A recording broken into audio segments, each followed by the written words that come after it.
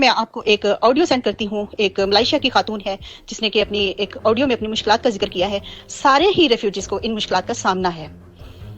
तो मैंने वो ऑडियो देखी तो मेरा दिल दहल के रह गया। आप यकीन करें, आप भी वो ऑडियो देख के आप पूरी सुन भी नहीं सकेंगे शायद। अस्सलाम वालेकुम रहमतुल्लाहि व बरकातहू। जी, मैं अपने हालात के बारे में कुछ बताना चाहती हूँ। मैं यहाँ पे बतौर रेफ्यूजी 8 साल से रह रही हूँ। सिंगल मदर हूँ। अपने छोटे छोटे बच्चे लेके आई थी। अब इस टाइम पे वो माशाल्लाह जवान हो गए हैं। 8 साल का अरसा हो गया जहाँ पे हमें रहते हुए। नवा साल शुरू हो गया है। तो मैं अपने बारे में ये बताती हूँ कि ये हमारे पास वीज़े नहीं है, इसलिए हम आज़ादी से नहीं रह सकते। जहाँ पे हमें जहाँ पे काम करने की इजाज़त नहीं है, इसलिए हम जहाँ पे कोई काम नहीं कर सकते। मेरे बच्चे जो हैं वो पढ़ नहीं सके हैं, पढ़ाई की सहूलत नहीं उनको मुयसर आ सकी। मेरे बड़े 2 बच्चे जो हैं वो वक्फ नौ की तहरीक में शामिल थे, उनकी सारी पढ़ाइयाँ ख़त्म हो गई। हम बड़ी बेबसी के आलम में यहाँ पे रह रहे हैं। यहाँ तक कि मेरा छोटा बेटा जो है वो मायूस हो गई, वापस चला गया। बहुत मायूसी की हालत में वो वापस गया है। हमें कुछ समझ नहीं आ रही कि हम क्या करें, क्या ऐसा कहें कि किसको कहें कि जिसका जो हमारे अभी को हमारी मदद कर सके, हमें यहाँ से निकाल के हमारी मंजिलों तक हमें पहुँचा सके। 8 साल का अर्सा एक जिंदगी का अर्सा होता है, जिंदगी का एक हिस्सा होता है जो हमारा यहाँ पे लग गया। और मुझे कुछ समझ नहीं आ रही कि आगे हमारा क्या बनना। हमारे बच्चे घर से बाहर निकल रहे हैं तो मुझे समझ नहीं पता होता कि उन्होंने घर वापस आना कि नहीं, कहीं बाहर पकड़े न जाए।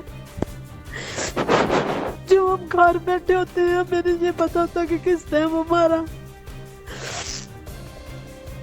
हमें आके पकड़ लेना है। बड़ी मुश्किलों में है, बहुत परेशानियों में है। खुदा हमारी मदद करे, हमें यहाँ से निकालने में हमारी मदद करे। बड़ी मुश्किल है, बहुत परेशानी में रह रहे। 8 साल हो गए, नवा साल शुरू हो गया।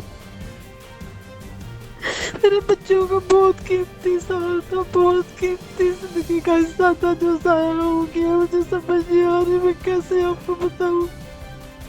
मेरा एक छोटा बेटा वापस चला गया है, तो मुझे नहीं समझ आती है वो मुझे मिल पाएगा कि नहीं।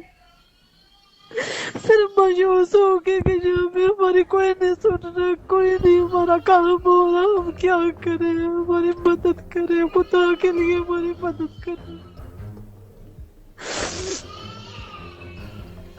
हमें कोई शहरी हकूक नहीं है जहाँ पे जाके गवर्नमेंट की हुकूमत ने UN को नहीं माना, इसलिए वो बतौर रेफ्यूजी भी नहीं हम लोगों को एक्सेप्ट नहीं करते। खुदा के लिए हमारी मदद करे, हमारे पे रहम किया जाए। हम भी इंसान हैं, हमें भी पूरा हक है कि हम आजादी से अपने जिए। हम भी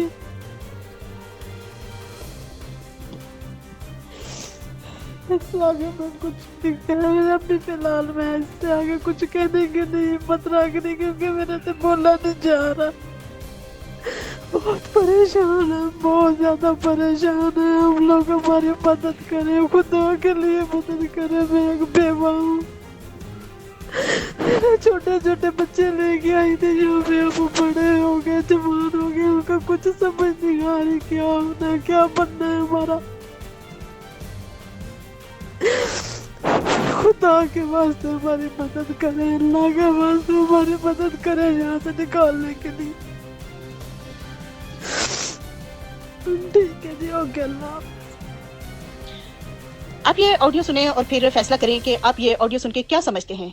क्या एक इंसान के साथ ऐसे इस दौर में इस तरह से होना चाहिए? जो बच्चे के पाकिस्तान में छोटे छोटे थे जब वो वहां पे गए, अभी 8 साल 10 साल में वो जवान हो चुके हैं, और ना उनके पास प्रॉपर तालीम है जो कि पाकिस्तान में मिल सकती थी या बाहर के किसी अच्छे कंट्री में मिल सकती थी, वो उनको नहीं मिली।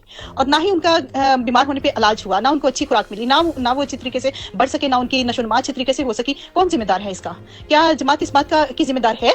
जमात जब बताएगी कि वो उधर फंसे हुए हैं तो हमने उनके लिए क्या किया। जमात के पास इस कदर पैसा है, वो उनके सारे मसाइल मिनटों में हल कर सकती है, लेकिन बिल्कुल ऐसे जमात बैठी हुई है जैसे कि नशा करके सोई हुई है, जैसे सत्तू पी के सोई हुई है जमात।